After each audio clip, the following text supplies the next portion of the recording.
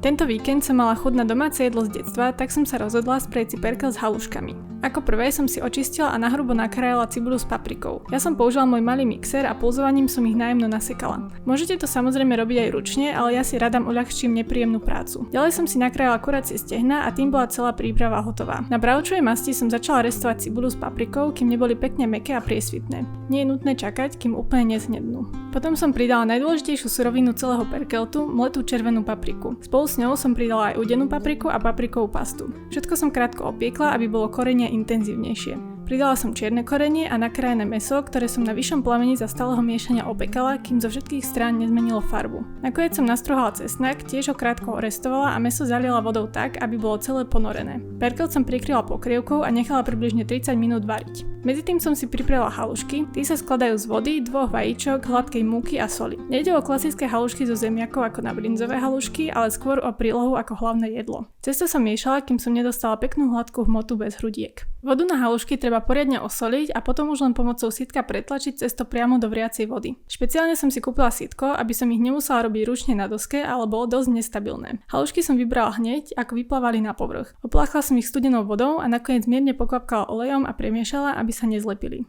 Po polhodine som perkel ochutnala a dosolila podľa seba. Perkel solím až úplne nakoniec, pretože papriková pasta je dosť slaná, a omáčka sa varením zredukuje, takže je veľmi jednoduché ho presoliť. Potom som ho už len nechala ďalej variť, kým sa omáčka nezredukovala na hustotu, ako mám rada. Je to vlastne úplne jednoduché jedlo z pár obyčajných surovín, ale pre mňa chutí ako domov. Môj priateľ si pod názvom perkel predstavil úplne iné jedlo. Ako toto jedlo voláte vy? Poznáte ho ako perkel alebo to voláte úplne ináč? Dajte mi vedieť do komentárov. Pa pa.